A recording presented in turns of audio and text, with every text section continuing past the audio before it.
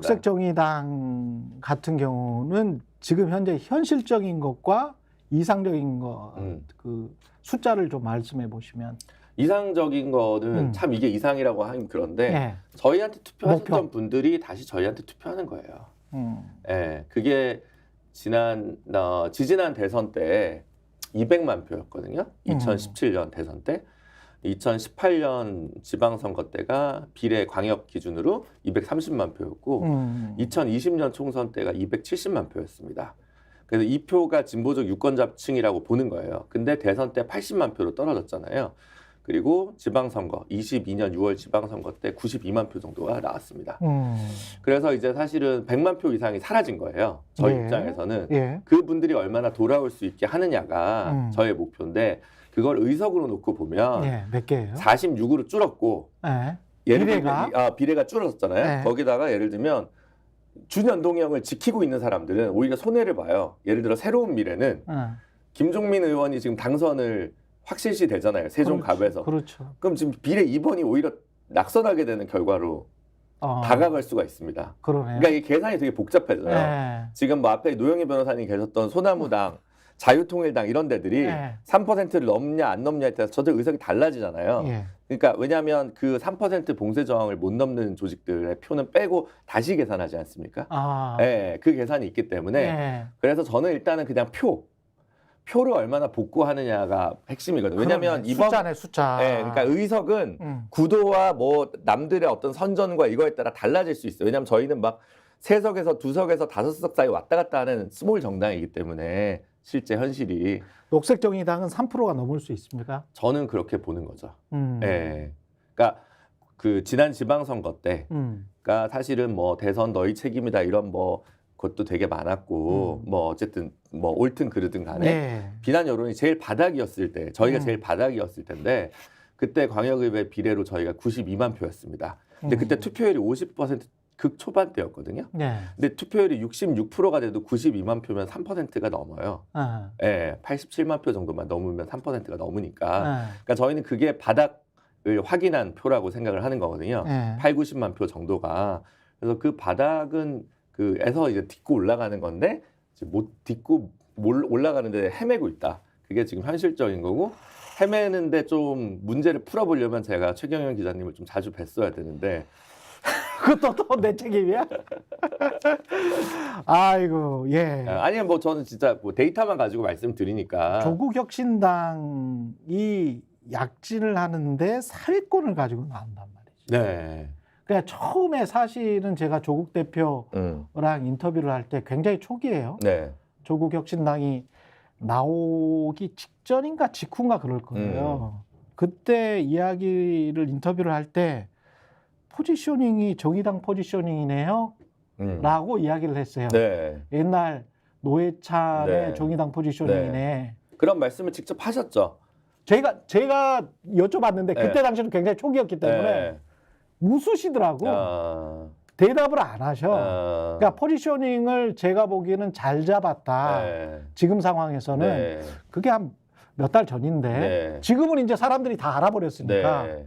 그 포지셔닝을 의도적으로 가지고 나왔구나. 그리고 조국혁신당이 한 3개월 동안 이걸로 쭉 간 거야. 네. 근데 녹색정의당은 과거의 어떤 이미지라는 게 바로 최근의 이미지인 거죠. 네. 21대 국회 이미지가 노회찬의 이미지가 아니야. 어떤 이미지인지 알죠? 네. 네. 네. 그러니까 어떤 젠더의 이미지인 거죠. 네. 그랬을 때 이제 이거를 이미지도 바꿔줘야 되고, 그 다음에 현실적으로 또 설득도 해야 되고, 맞아요. 그리고 이제 또 우석수는 과거에 또 표수도 가져와야 되고, 네. 이게 굉장히 힘들겠구나. 힘듭니다. 제가 번호 하나 남길 테니까 후원금 좀 보내주시면. 근데 이제 최근에 전주에 KBS였나? 저기 TV 토론을 했는데 그 지역 출신 정치인들의 비례대표 그 토론이었어요. 저희는 1번 후보가 나순자 후보가 보건의료노조 위원장 출신인데 고창 출신이세요. 전주에서 고등학교 나오고. 근데 거기 이제 강경숙 후보가 노란봉투법은 민노총 구제법이라고 하는데 그런 의구심인데 어떻게 생각하세요? 이렇게 질문을 해버린 거예요. 나중에 사과를 했어요. 그런 맥락이 아니었다고 얘기했지만 근데 제가 볼 땐 당 차원에서 별로 해명이 없는 것 같고 그래서 예. 노동의 관점에서 노회찬과 같냐 조국 혁신당이 예. 게다가 이번에 사회연대 임금제 얘기하면서 임금을 안 올리면 세제를 깎아주겠다고 대기업에게 얘기를 예. 했잖아요. 예. 그래서 그 사회경제 노동 정책에 있어서 예. 정의당의 대체제가 되기에는 준비가 되지 않았거나 다소 의심스럽다. 아니 저는 뭐 제가 뭐 있는 거 가지고 얘기하는 예, 거니까. 예. 그래서 심지어 그래서 예. 이거를 불을 끌려고 그 후보님이 나순자 위원장님 페북에 댓글로 사과까지 달았어요. 달긴 했지만 그 한번 보시면 전주 KBS 그걸 보시면 그런 맥락으로 읽히지는 않았거든요. 그래서 제가 봤을 때는 이미지를 차용하려고 하는데 컨텐츠적으로는 물음표가 붙는다. 아니다라고 제가 얘기하는 게 아니라 의문부호가 붙는다 이런 말씀을 드리고 근데 이제 그 얘기의 정말 핵심은 이제 너희 좀 어떻게 변할래? 네. 라는 질문의 핵심이잖아요. 그렇죠. 네, 그래서 제가 이번에 비례 명부를 보시면 이제 나순자 위원장님이 보건의료노조 위원장을 9년을 하셨어요. 예. 그러니까 30년 간호사. 예. 그러니까 사실 남들은 의사를 지금 공천해요. 예, 특히 의대 정원 문제가 있으니까. 그렇죠. 지난번에는 코로나 때문에 또 의사를 많이 공천했어요. 비례에. 그렇죠. 예, 그랬잖아요. 근데 저희는 간호사를 이게 이제 엘리트를 대변하는 정당이냐 아니면 일하는 사람들의 시선에서 문제를 바라볼 수 있는 정당이냐 저희가 5번이 농민 후보예요. 여성 농민 후보. 네. 전국 여성 농민회 회장을 하신 분이에요. 2번은 89년생 이제 안동에서 풀뿌리 녹색 운동을 하시던 분이거든요. 청년 네. 후보. 그러니까 뭐라자면 민주노동당의 초심. 3번도 3호중공업 이제 노동자인데 기초의원 2번 도의원 지역구 1번 12년에 풀뿌리 운동을 하신 이보람이 여성 후보고 예. 4번은 권영국 변호사님. 그건 뭐 완전히 이제 노동자만을 위해서 변론을 평생 하신 분이잖아요. 예. 그래서 비례 명부를 보시면 이제 얘네가 민주노동당의 초심으로 돌아갔구나를 다들 확인을 해주시는 것 같아요. 실제로. 김준우 위원장 몇 번? 전 6번입니다. 6번. 네. 제가 2번, 4번 하면 그건 약간 김종인스럽다라고 이제 평가를 한 거고 배수진이라는 의미에서 6번까지는 힘들 것 같은데. 아무 어떤 수가 나와도. 근데 사실은 저희가 그러니까 저희가 뭘 해도 모르는데 사람들이 저희가 사실 이번에 비례대표 2년제를 실험하겠다고 선포를 했어요. 그러니까 뭐 한 3, 4번까지 해주시면 저도 들어갈 수는 있겠죠.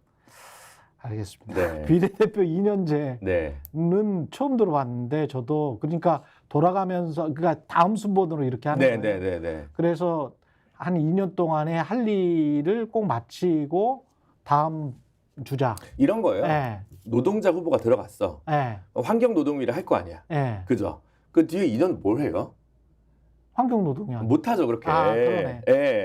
그러니까 상임위를 바꿔야 되니까. 상임위는 2년마다 하잖아요.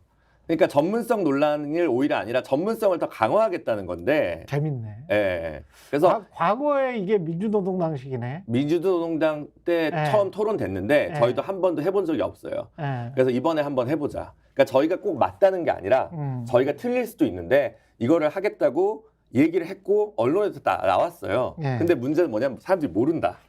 왜냐하면 최경영 기자님도 모르시니까. 나 진짜 몰랐어요. 그런 것들을 실험하고 있습니다. 저희가 예를 들면 지난주에 이제 사전투표 전날 광화문에서 심상정 대표님이랑 저랑 지도부가 큰절 5번을 했잖아요. 저희가 5번이니까 뭐 이제 잘하셨다는 분들도 있고 늦었다는 분들도 있고 왜 하냐는 분들도 있고 이게 있는데 사실 선거운동 첫날 고향에서 저희가 출정식을 하면서 그때 3배를 드렸어요. 심상정 대표님이랑 저랑. 근데 몰라요.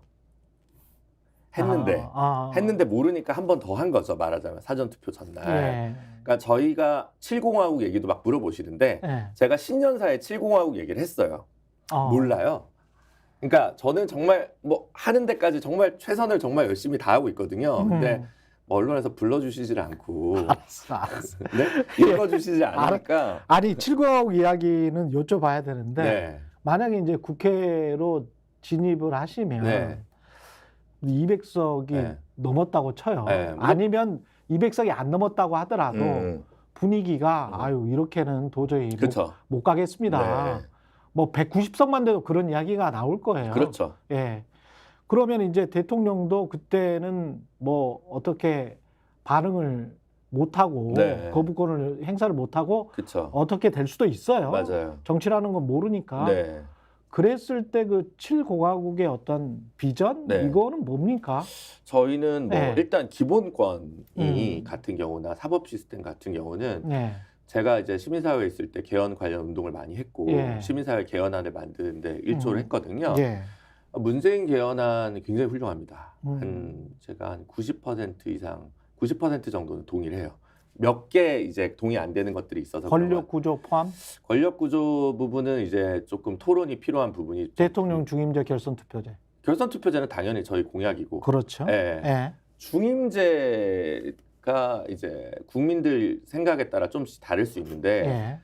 그거보다 이제 예를 들면 국무총리 국회 추천권을 줄 거냐 말 거냐 제 기억에 그게 없었던 것 같은데 예. 그러니까 그런 부분들 예. 분권형이라고 하는 게 그냥 중임제만 할 게 아니라 예. 의회 권한을 좀 더 줘야 되지 않나 근데 의회 권한을 더 주는 걸 되게 싫어하시는 이유는 예. 저는 선거의 불비례성에 있다고 생각을 하거든요.